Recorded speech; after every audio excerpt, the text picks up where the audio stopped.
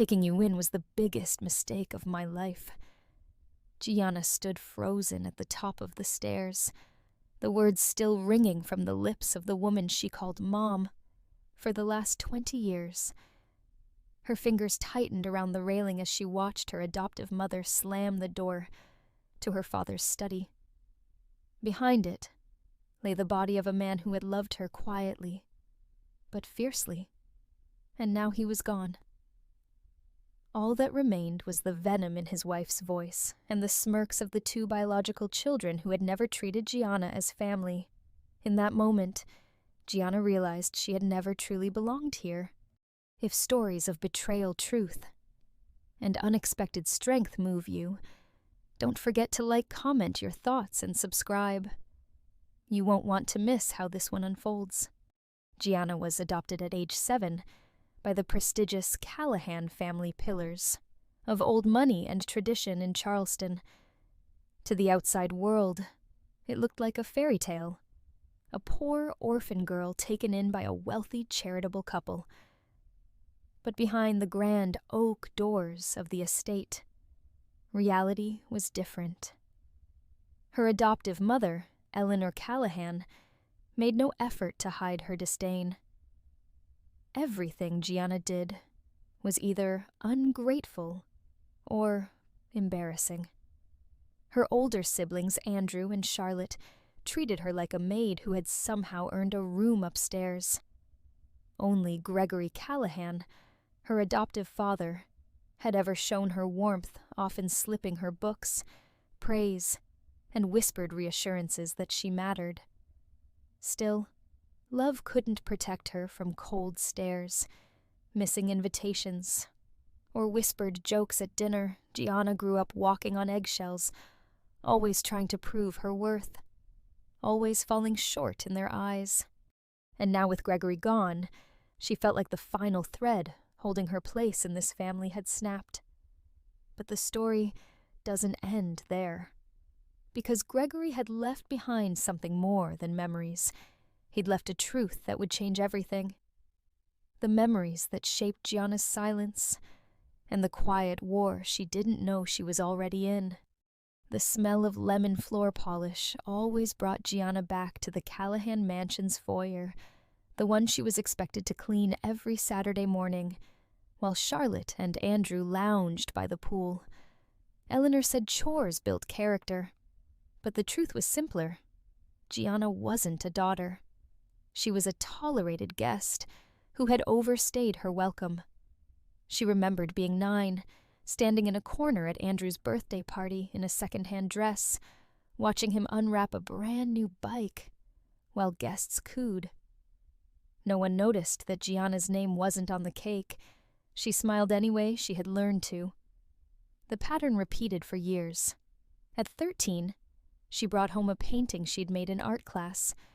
Her teacher had even wanted to enter it in a state competition. Eleanor took one look and said, "Art is a hobby for people who don't want real careers." The painting disappeared by morning. At 15, Gianna made the honor roll again, but only Andrew's C-average performance warranted a family dinner. What hurt most wasn't just the lack of praise. It was the way her efforts disappeared into thin air. It was knowing deep down that no matter how hard she worked, she'd always be the adopted one, the placeholder, the charity case. Yet Gianna never stopped trying. She stayed up late studying, volunteered for school events, even earned a scholarship to a competitive prep school. She wanted to make Gregory proud, and she did. He came to every awards ceremony. He'd press a proud kiss to her forehead and whisper, "You shine brighter than all of them, Peanut." It was the only warmth she had in that cold house. But as she got older, she noticed something off. Gregory would go quiet when Eleanor walked into the room. He often forgot his medications, something Eleanor was supposedly managing. Once Gianna found a torn-up birthday card she had made for him in the trash unopened. That night, she heard Eleanor whispering to Charlotte she's just doing it for the inheritance, like a little scavenger.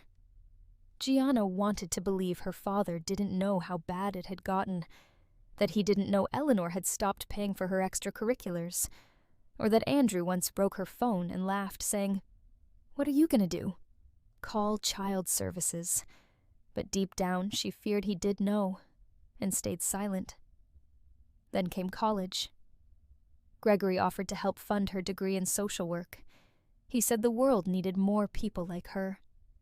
But Eleanor blocked the transfer, claiming it was a family decision. When Gianna got a part-time job waitressing to cover rent, Charlotte mocked her in front of friends. You'd think being a Callahan came with perks. Guess not if you're adopted. Her heart hardened in those years. She became fiercely independent. She worked 2 jobs, graduated with honors, and still sent postcards to Gregory, though she never knew if he saw them. When he fell ill, she came home every weekend to sit with him. But Eleanor and the others made it clear she was just the girl who changed his bedpans, and when Gregory finally passed, the house felt colder than ever. No one cried at the funeral except Gianna. Charlotte spent the day checking her makeup. Andrew whispered with lawyers. Eleanor glowed under the attention of mourners. No one asked Gianna to speak. No one even mentioned she was his daughter. After the service, Gianna stood by the lake, behind the estate, holding the last letter Gregory had written her, tucked inside a first edition of To Kill a Mockingbird, her favorite book. It read only, "The truth always finds a way. You deserve to know everything. Forgive me for taking so long." It wasn't until the lawyer contacted her the next day that Gianna discovered what he meant. There was a video, a private sealed recording Gregory had left for her eyes only. In it, he looked thinner than she remembered, but his voice was clear. He spoke of regrets, of knowing the cruelty his wife and children had shown her. He admitted to rewriting the will. But more importantly, he revealed he had kept records, video clips, emails, audio logs, years of quiet documentation showing how Eleanor manipulated medications, blocked financial support, and even hinted at forcing him to change his will under duress. But Gregory hadn't been weak. He'd been planning. And now, with him gone, the plan was in Gianna's hands. What Gianna uncovered, and how she turned grief into a powerful confrontation that shook her entire family. The drive back to the Callahan estate felt surreal. Gianna's fingers clutched the flash drive the lawyer had handed her like it was a weapon, and in a way, it was. She had stayed up all night, watching the videos Gregory had recorded over the last 3 years of his life, footage from his study's hidden security camera documenting how Eleanor whispered legal manipulation into his ear when she thought no one could hear. Audio files capturing Charlotte mocking Gregory's condition, even joking, "We'll make sure the will's written right, Dad. Don't worry, we'll help." And most damning of all, Gregory's own testimony, recorded on video alone. Eyes sunken, but steady. I want this to be seen if I'm not around to say it myself. Gianna is my daughter. By heart, if not by blood. She is the only person in this house who ever gave without taking. I was too weak to stand up when I should have. But I'm not leaving without giving her what she deserves. Gianna cried watching it, not because she was sad, but because for the first time it felt like someone had truly seen her. The next morning, the family gathered at the estate for the official will reading. The mahogany-paneled room smelled like dust and hidden lies. The lawyer cleared his throat as the family sat down, Eleanor poised like a queen, Charlotte scrolling through her phone, Andrew cracking his knuckles in boredom. Gianna sat apart, silent, composed. The will was straightforward. Gregory had left portions of the estate to Eleanor, Andrew, and Charlotte, but the majority of his liquid assets, including a trust fund and ownership rights to a charitable foundation, went to Gianna. Eleanor's hand twitched. "This must be a mistake," she snapped. The lawyer calmly replied, Mr. Callahan made it clear, in several notarized amendments. That was only the beginning. I've also been instructed to play a video, he said, plugging in the flash drive. The room dimmed, and Gregory's face filled the television screen. It was a compilation, his final truth bomb. The Callahans' smirks faltered the moment they realized what it was. Gregory's voice narrated, "This is for anyone wondering who Gianna is, and why she mattered to me more than anyone here." Clips played Charlotte talking cruelly to Gianna Andrew, mocking her adoption, Eleanor intercepting letters, and discussing the will's alteration with a family friend. The lawyer had edited it together, like a documentary with timestamps and legal notations. Every second was damning. Eleanor's face drained of color. This is out of context. But the lawyer replied, "It's admissible, and it's already been submitted for probate review." Gregory anticipated contest. The tension snapped. Charlotte stood up, furious. "You set us up. You little snake, I didn't record you," Gianna said softly. "Your own father did. And then in the moment that would haunt Eleanor forever, Gianna stood not to demand her inheritance, but to reject it. "I don't want the money," she said. "I want it all placed into a fund for abused and neglected children." That's what he would have wanted. And I'll make sure it actually helps someone unlike anything that's ever happened in this house. It was a masterstroke. Not only had she exposed them, she'd risen above them. But the story wasn't over yet. A local reporter, who had once covered Gregory's philanthropic work, caught wind of the scandal. And when Gianna, now legally the head of the Callahan Foundation, submitted the evidence to authorities and formally removed Eleanor from the board, it became public. Overnight, the Callahan family name, once a symbol of prestige, became a meme for deceit, elder abuse, and entitlement. Gianna was interviewed on a podcast weeks later. She didn't gloat. She didn't attack. "I wasn't trying to ruin anyone," she said. "I just wanted to show that truth doesn't disappear just because powerful people try to bury it." That interview went viral. But what truly shook Gianna to her core was what happened next. One evening, as she was locking up the foundation's modest new office, she found an envelope under the door. Inside was a photo of her as a child around 8 years old, smiling with Gregory under the big oak tree in the estate garden. On the back was a note, "You were always his favorite, and maybe you were mine too. I just didn't know how to show it. See." It wasn't signed Charlotte, but the handwriting was hers.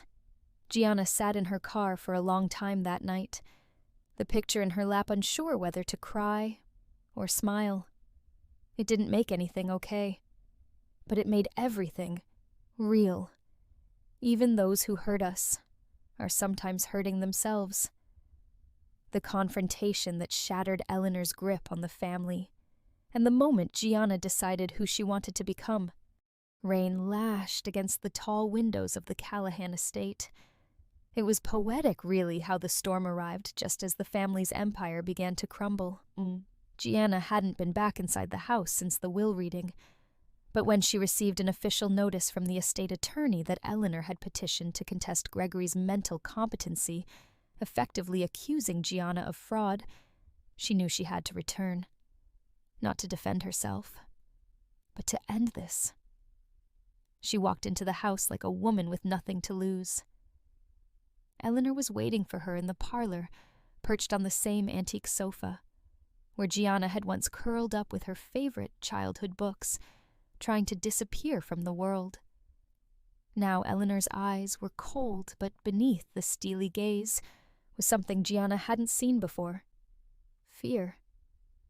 "So you came," Eleanor said, swirling a glass of brandy she hadn't touched. "You summoned me," Gianna replied calmly. Eleanor sneered. "You're so smug. You think just because he left you a few documents and a sob story you get to waltz in and rewrite this family's legacy?" Gianna tilted her head. "You rewrote it yourself, Eleanor. I'm just holding up the mirror." And then Eleanor snapped. "Don't you dare talk to me like you're one of us. You were an orphan. A mistake. Gregory only took you in because he felt guilty after, so she stopped." Gianna's heart lurched. "After what?" Eleanor's mouth opened, then closed again. Her knuckles whitened around the glass. "I deserved that truth," Gianna said softly. "But you've built your entire life on hiding things." "You don't know what he was like," Eleanor hissed. "He was a dreamer, always wanting to fix broken things. You were just another one of his projects." There it was. The final slap. Not shouted, but whispered with venom. And Gianna felt something inside her fracture not break, but shift. For years, she had tried to earn this woman's love, had begged silently for a scrap of approval, even a nod of respect. And here, in the same room where she once played with dolls, while Charlotte mocked her, Gianna realized Eleanor wasn't powerful. She was hollow, a woman so terrified of being irrelevant that she clung to cruelty like a life raft. "I came here to tell you something," Gianna said. Her voice didn't shake. "I'm withdrawing from the court process. You can contest all you want. I don't care." Eleanor blinked. "What are you talking about? I'm walking away from the estate." "Completely. The money, the house, the foundation, it'll all go into a public trust for children in the system anonymously. I'm removing my name from it." Eleanor stood up now. "You're bluffing." "I'm not," Gianna said, "because I finally understand none of this ever made me one of you, and none of it ever will."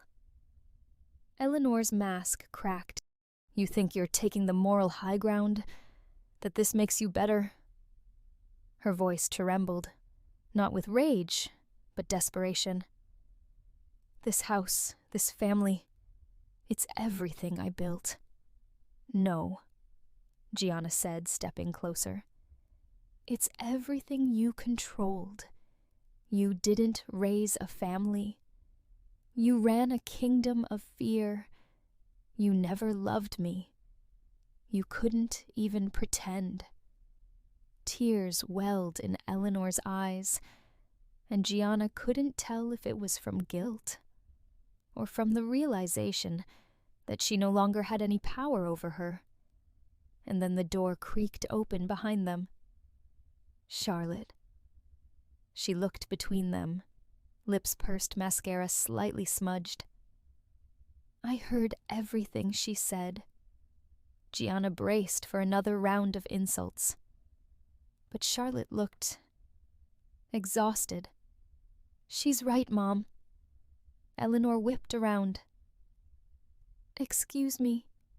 Charlotte stepped forward, face hard. "Dad left that foundation to her because he trusted her. Because she was the only one in this house who ever saw him as more than a wallet." Eleanor scoffed. "Don't you dare lecture me." "I'm not," Charlotte snapped. "I'm just done pretending." She turned to Gianna. "You want to burn it down? Do it. Honestly, it should have burned a long time ago.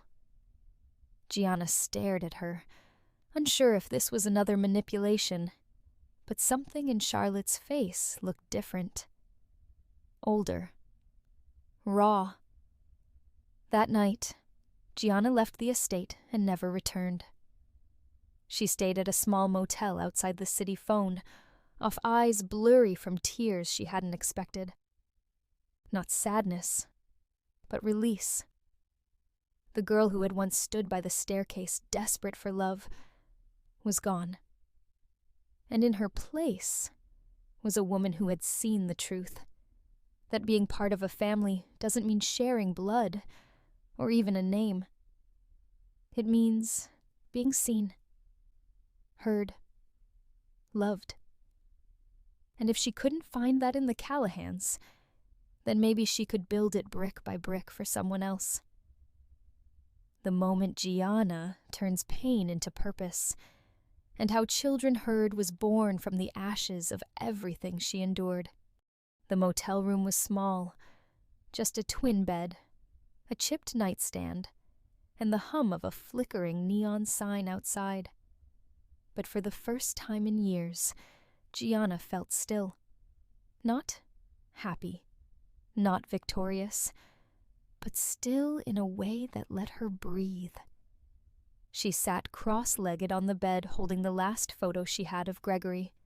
It was faded him in the garden, holding up a tomato plant she had helped him grow when she was 10.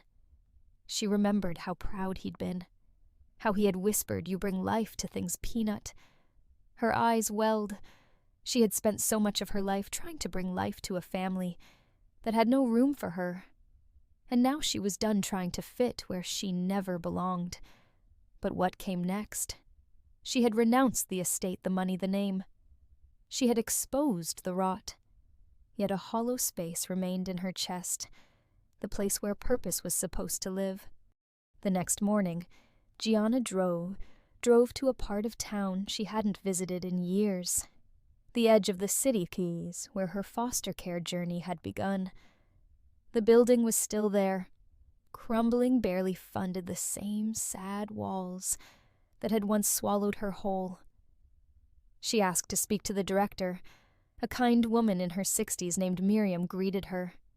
They sat in an old office with peeling paint and broken blinds.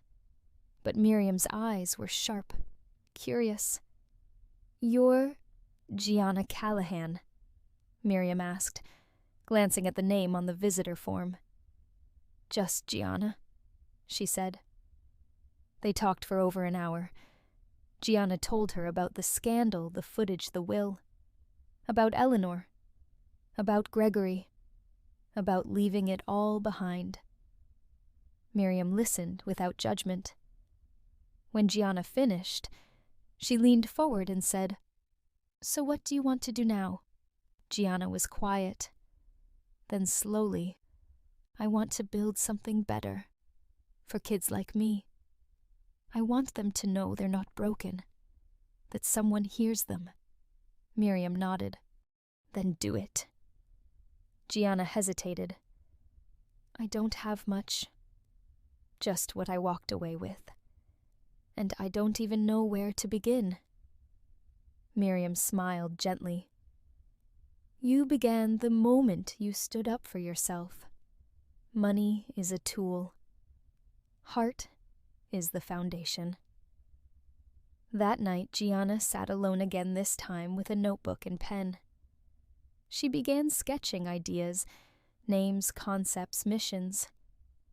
The title that kept coming back to her was simple: Children Heard. She wanted it to be a place where no kid would feel invisible. A nonprofit that provided therapy, legal advocacy, and emergency care for children in abusive or neglectful homes. Not just help, but voice. It wouldn't be flashy. It wouldn't carry the Callahan name. But it would be hers.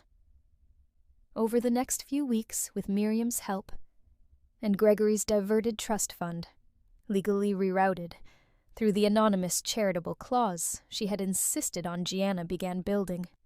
She found an abandoned community center and negotiated its lease for $1 a year, with the city citing its purpose. She called in every favor, every contact from college, every old professor who believed in her. She also began therapy, something she had avoided for too long. For the first time, she spoke not just of Eleanor's cruelty, but of her own shame, her fear that maybe she had been unlovable. And slowly, the weight began to lift. The Foundation's launch was modest, just a press release, a website, and a single article in a local paper. No photos, no scandal, just the story of a woman who wanted to make things better. One afternoon, as she was unpacking boxes in the new office, Charlotte appeared at the door. No makeup, no designer bag, just jeans and an old college sweatshirt. Gianna froze. Charlotte held up a takeout bag. "You probably haven't eaten, and I owe you more than just a note." Gianna nodded, letting her in. They sat on the floor, eating tacos in silence for a while. Then Charlotte said quietly, "I was awful to you. I didn't even understand why. I think I just resented how much he cared about you, and how much I needed him to care about me that way." Gianna looked at her. "I used to think I needed you to love me, for me to matter." Charlotte wiped her mouth, eyes glassy. "You never needed us. You were the only real one in the house. They didn't hug. They didn't cry together. But when Charlotte left, she said, 'If you ever need help with this place, call me. Seriously.' And for the first time, Gianna believed her. Later that night, Gianna stood alone in the empty hallway of Children Heard. A small plaque hung near the entrance. It read, "For the ones no one believed, we hear you now." She smiled. Her life had been defined by silence, by being unseen, unheard. But now she was choosing something different. Not revenge, not even justice, but healing, and the power to say, "I matter. I'm here, and I'm not invisible anymore." The ripples of Gianna's decision, and how karma quietly came for those who underestimated her. Within 6 months, Children Heard became a name whispered in courtrooms and classrooms alike. Its hotline rescued 2 siblings from a violent foster placement. Its legal branch helped 3 teens avoid deportation after abuse reports were ignored. Slowly but surely, Gianna's mission took root not in headlines, but in lives changed. But while Gianna built a future karma, knocked on old doors, Eleanor Callahan was subpoenaed by the state for elder neglect and financial manipulation thanks to the evidence Gianna had released before stepping back. The once revered society woman was publicly investigated, and her face, previously a staple in charity galas, now headlined scandal columns. Sponsors pulled out. Her social club revoked her membership. When asked for comment, she simply said, "No one speaks to me anymore." Andrew lost his real estate license after tax frauds surfaced during the financial audits of Gregory's estate. His face, once plastered across luxury listings, disappeared. The last anyone heard, he was bartending in Florida under a new surname. Charlotte, true to her word, volunteered at Children Heard. Not full-time, not dramatically, but quietly, filing paperwork, cleaning floors, helping with outreach. One day, Gianna passed by and saw her reading with a child in the lobby. For the first time, she looked human. As for Gianna, she didn't return to the mansion. She didn't reclaim the Callahan name. She didn't need to. She built something better. She showed them and the world that silence doesn't mean surrender, and that strength doesn't always roar. Sometimes it speaks with purpose, and sometimes it simply walks away, leaving the guilty to face themselves. The closing chapter. How Gianna found peace, and the final message she left for others like her. Years later, Gianna stood beneath that same oak tree where she once posed for photos with Gregory, now on the grounds of the New Children Herd headquarters. A child ran past her, laughing free. Behind her, voices echoed in a language she once longed for: safety, love, and belonging. But she no longer needed it from the past. Gianna had built her own future. She no longer carried the weight of Eleanor's rejection or Andrew's cruelty. She didn't need to prove her worth to people who had chosen blindness. Her peace came not from vengeance, but from setting her own boundaries and choosing her own worth every single day. Her story wasn't about being adopted or betrayed. It was about surviving the silence and choosing to speak anyway. To anyone who's ever felt unseen, unheard, unloved, you don't have to wait for someone to validate your value. You are not a mistake. You are not too much. You are enough as you are. And if this story moved you or reminded you of your own, please consider subscribing, sharing your story in the comments, or passing this message on. Because someone out there still needs to hear, you matter. You always have.